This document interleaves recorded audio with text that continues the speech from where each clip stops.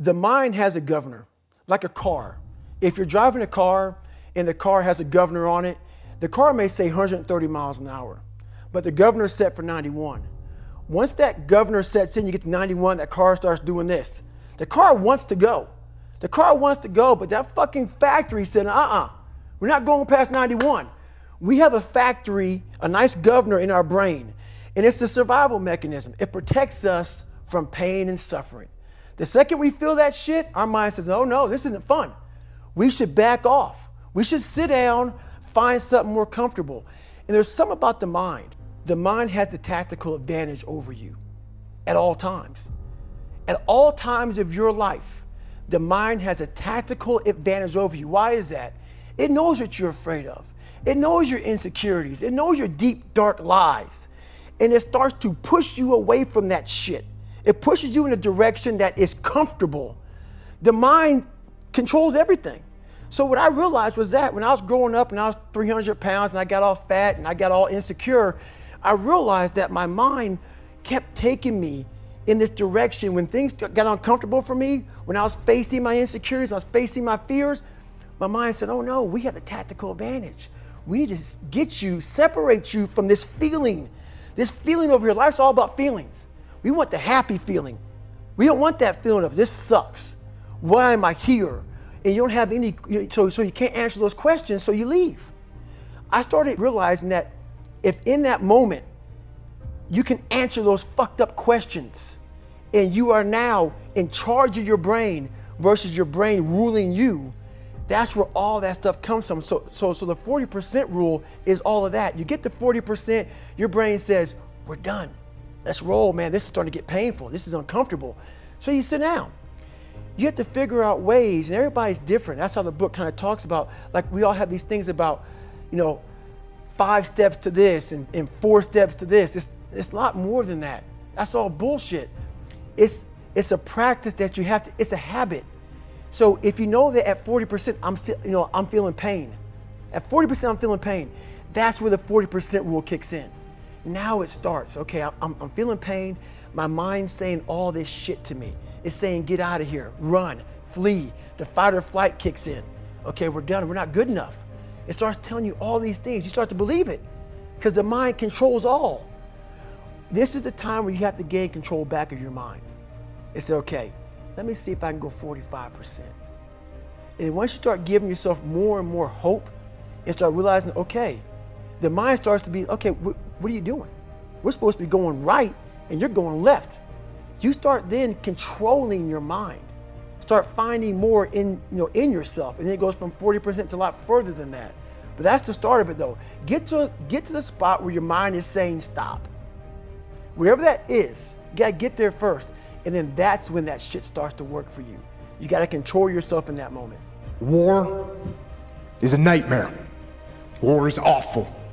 It is indifferent and devastating and evil. War is hell. But war is also an incredible teacher, a brutal teacher.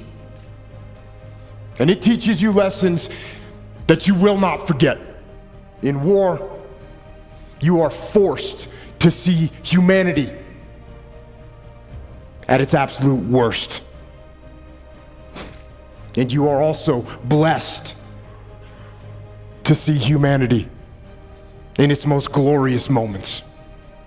War teaches you about sorrow and loss and pain, and it teaches you about the preciousness and the fragility of human life. And in that fragility, war teaches you about death. But war also teaches you about brotherhood and honor and humility and leadership. And unfortunately, war teaches you the most when things go wrong.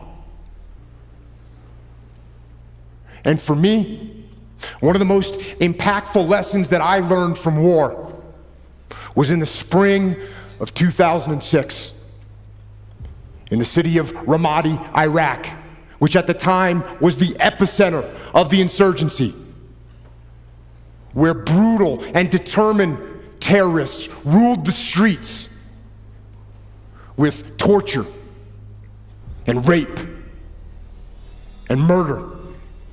It was a turning point in my career, and it really allowed me to grow, and it really allowed me just to be me and be anchored in with who I am.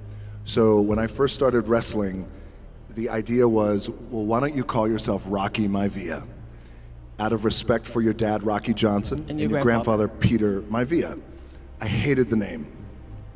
And I thought, well, I just wanted to make my own way, and I wanted to be independent. I love my family, but I don't want to do it like that because it feels like I'm trying to leverage their fame. The powers that be said, nope, that's your name. I was also told, well, when you go out and you wrestle, you have to smile. I want you to smile big. This is in the WWE. Why are you smiling if you don't beat people up? Because, well, the idea was I was a rookie in the wrestling business. I was what's called, the wrestling business is a term called babyface, which is a good guy. I was being groomed as a good guy wrestler. Young, the idea was you're grateful. Grateful for the opportunity, so when you go out there, I want you to smile. You can't smile enough. And I thought, well, what if I lose? Nope. Yes, exactly. Yeah. Still got a smile, and Yeah. it just didn't feel right. That didn't Yeah. sit right with me.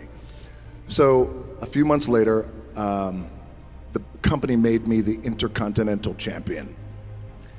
And then a month later, we go into the annual biggest event. It's like the Super Bowl of wrestling, WrestleMania, and it was WrestleMania 13. By the time I got to Chicago, WrestleMania, 16,000 people in the middle of the ring. When I was in the ring, and I'm supposed to be a good guy, and you're supposed to cheer me, 16,000 people were chanting "Rocky sucks." 16,000. And I remember laying there in the ring, and the referee said to me, "Don't listen to him," and it was crippling for me. Yeah. But so then, at that time, the powers that be thought, this isn't going to work, and for whatever reason, people are not liking you and they're not connecting with you. And so in that moment, it was very defining because I asked then if I could just be myself. And if I could go out there and if I can speak to the crowd, and if I could just be myself and be authentic, and if I don't want to smile, I don't smile. If I want to laugh, I laugh. If I want to sing, I sing. Whatever it is, I just want to be me.